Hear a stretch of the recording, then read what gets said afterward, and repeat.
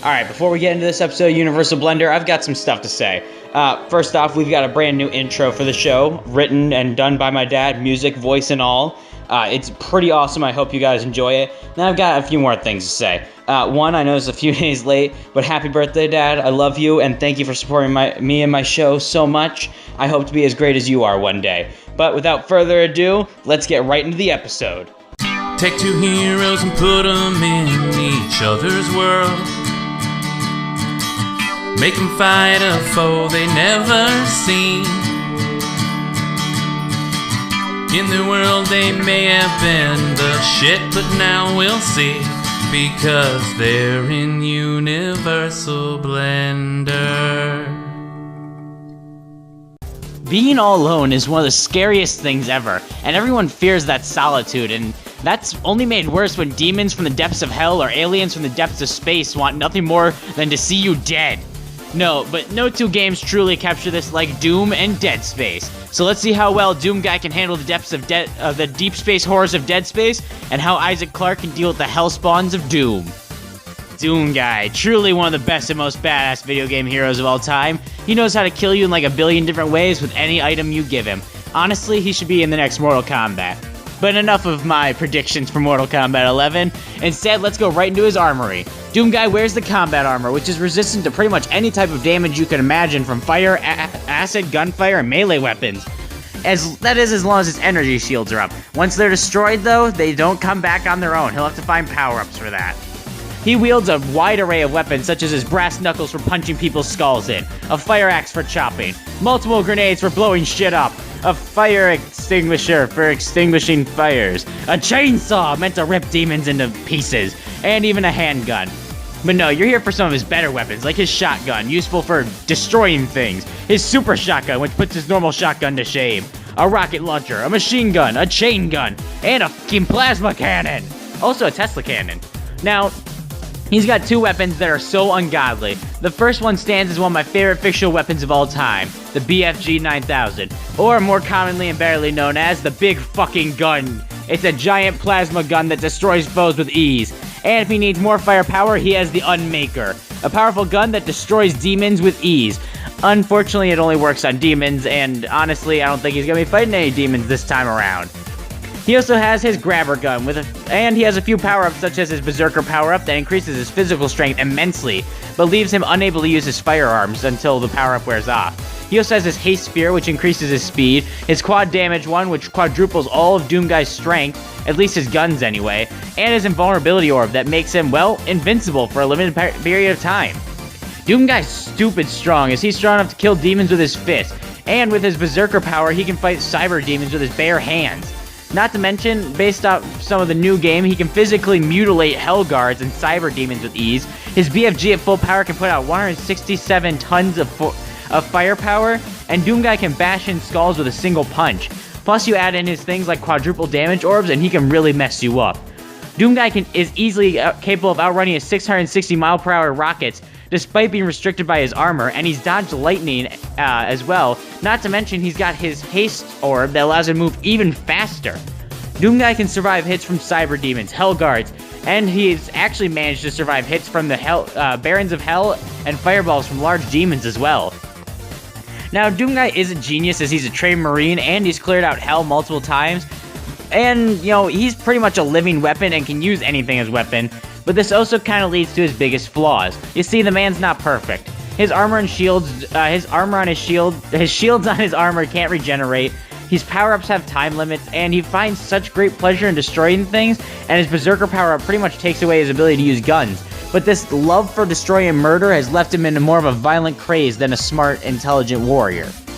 And since these two franchises are known for survival, we're going to cover a few enemies from each, but keep in mind I did do the research on pretty much all of them, and they'll all be factored in. I'm just going to cover about 2 for each of them. So first up on the Doom roster, for the demons, is their most iconic foe, Pinky. Well, Pinky has some really tough hide, making him highly resistant to gunfire. He's strong enough to warp solid steel doors and entire walls surrounding it. He's easily capable of killing non-amped up Doom Guy, as well as dealing significant damage to him when he's wearing his security armor. His charging attack completely obliterates monsters that are below his level. I mean, he's truly a beast in the strength department. Now, as for speed, he can catch up and attack Doomguy as long as he's not using his haste orb or going at full speed. And Pink is actually capable of walking through gunfire, including chain gun rounds and point-blank shotgun blasts. And he's capable of running straight through rockets from a rocket launcher, as well as sustaining fire from a plasma rifle. And he's able to take multiple hits from a Kaka demon, which is a pretty impressive feat in and of itself. But he isn't very smart. He's constantly he's pretty much depicted always as the least intelligent enemy in the series. But they aren't without their flaws. Like I mentioned, they're extremely unintelligent, they're single-minded, they utilize no tactics whatsoever, and rely on brute force alone in every encounter.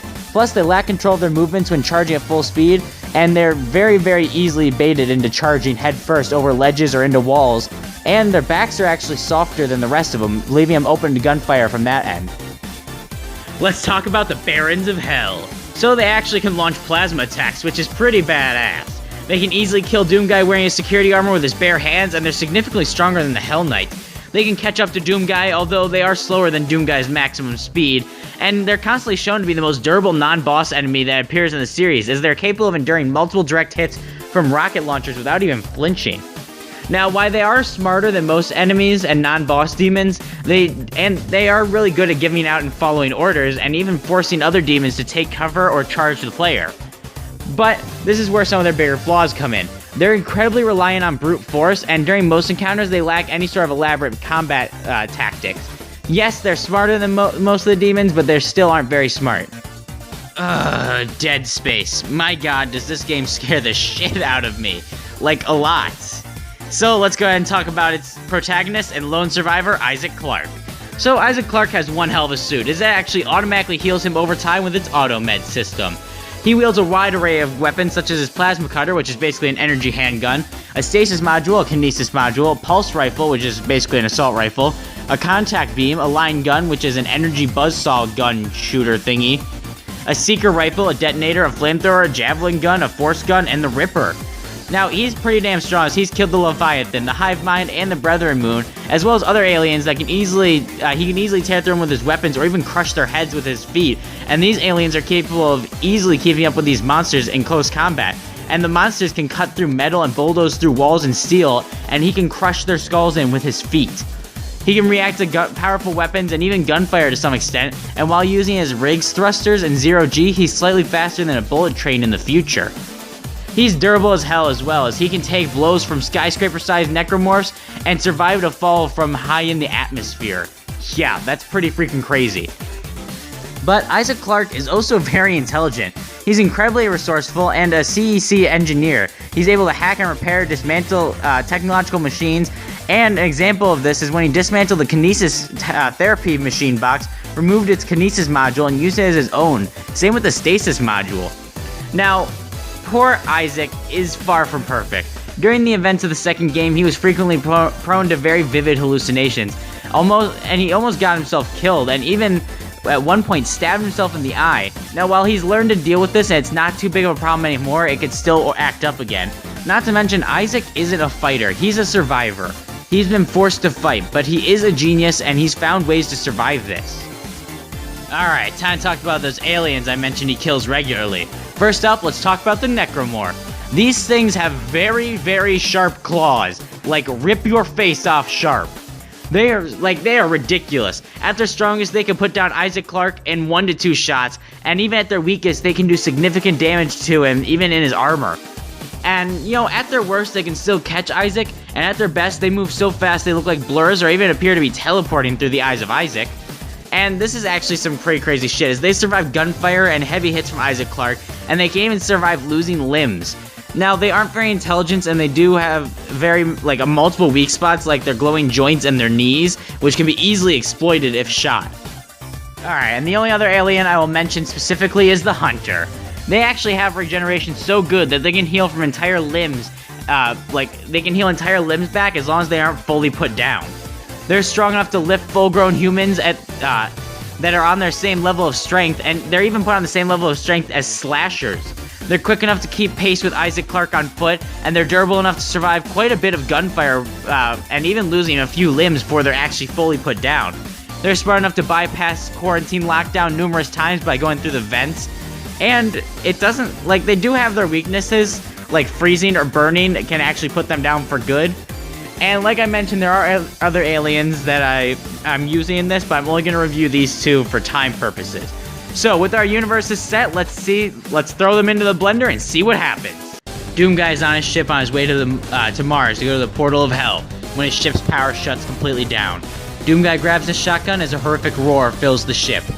A necromorph jumps from the vent at Doomguy, who catches him by the throat and headbutts it, bashing in its skull.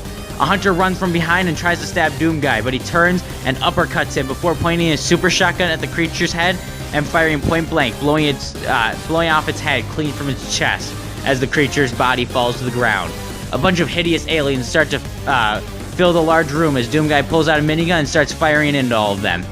One of the creatures jumps on his back and starts clawing at him, but Doomguy grabs him, flips him over his shoulder. As the alien hits the ground, Doomguy stomps on it and backs up, rips off the arm of it, and shoves it into the next alien that jumps at him. Doomguy then revs up his chainsaw, crushes a purple orb, and then he runs over and cuts an alien in half and leaves the chainsaw in him as he turns and grabs the next one by the head and slams it down on the ground, crushing its skull. A large alien rushes over and tries to stab Doomguy, but he's blocked by an energy barrier around his armor. Doomguy turns and pulls out the big fucking gun and points at the alien, fires it, causing a massive explosion, killing the remaining aliens. Doomguy's ship regains power as he looks around at the carnage. He finally puts down his guns as he hears another roar, as a large alien the size of the room comes charging at Doomguy. He jumps up, grabs the creature by the arm and rips it clean off. He then knees it in the stomach and punches it clean in the head. He pulls out his super shotgun, points it at the creature's chest and fires, bursting him open, causing his guts to splatter against the wall. Doomguy walks back to the cockpit of his ship and continues flying towards Mars. Isaac Clarke's ship that crash lands on Mars, and as he climbs out he trips, stumbling through a portal that sends him straight to hell. Isaac turns around to see the portal close behind him. He draws his handgun as he hears demonic laughs around him. He turns to see a Pinky charging him at full speed, and he fires his gun as a quick reaction. It may hit the Pinky, but it continues on at full speed. Isaac turns to run, but the Pinky hits him in the back, launching him into a Baron from hell, who slams his fist down on him. Isaac stands back up in pain as the 2 creatures charge at him. He floats up with his thrusters and starts firing a pulse rifle into the Baron from hell. The Baron fires a plasma shot as some imps jump at Isaac. Isaac lands, dodging them as he pulls out a larger gun and fires an energy buzzsaw into the crowd, killing the imps. It hits the Pinky, who turns and charges at Isaac, but he dodges to the side and grabs him by the horn and tears his head off. The Baron roars, summoning 2 large fat demons with rocket launchers on their shoulders. Isaac pulls out his handgun, but the fat demons fire a rocket at Isaac, who barely dodges, and fires a blast straight through the stomach of one of them. The other fat demon rushes at Isaac and kicks him, sending him flying into a wall. Isaac pulls out his buzzsaw gun and fires it into the fat demon's head. The Baron charges at Isaac full speed, but Isaac pulls out a flamethrower and begins to burn the demon. But he turns and launches a plasma shot at Clarke, hitting him, leaving him in very poor condition afterwards. Isaac grabs his line gun and fires it, decapitating the Hell Baron. Isaac then stands back up with his armor as his armor starts to heal him, and he heads towards a newly formed portal. So for the first time on Universal Blender history, both heroes were successful in their missions. That's actually crazy. So let's start off with Doomguy. His fight against the hordes of the Deadspace, well, it was simple for Doomguy. He's a multi-city blockbuster, and it's not even taking into account the power-ups and his arsenal. I mean, his bare hands alone are multi-city block level. Now, he can put down even the strongest of the Deadspace aliens who are building level plus. That's really not anything different from the demons Doomguy has wiped out before. Not to mention, he's so much stronger that he doesn't even need weapons like the big fucking gun. Although the big fucking gun is just gonna one-shot all of these monsters at once. So yeah, it's easy to see how Doomguy can take on these aliens from Deadspace and win. But let's check in on Isaac Clarke. Well, Isaac is more than capable of beating all of these demons, but he's going to have to play it smart. While his guns can dish out the necessary damage to end the demons, he doesn't necessarily have the durability to take many hits from the stronger demons, and while his guns aren't necessarily strong enough to kill them instantly, he's gonna have to land a few shots to do it. But he does have his quality gear like the line gun and his healing. As long as he dodges, he can kill these hell spawns quite easily that they're thrown at him, especially since his suit has thrusters and these demons are idiots. They just kind of charge and attack.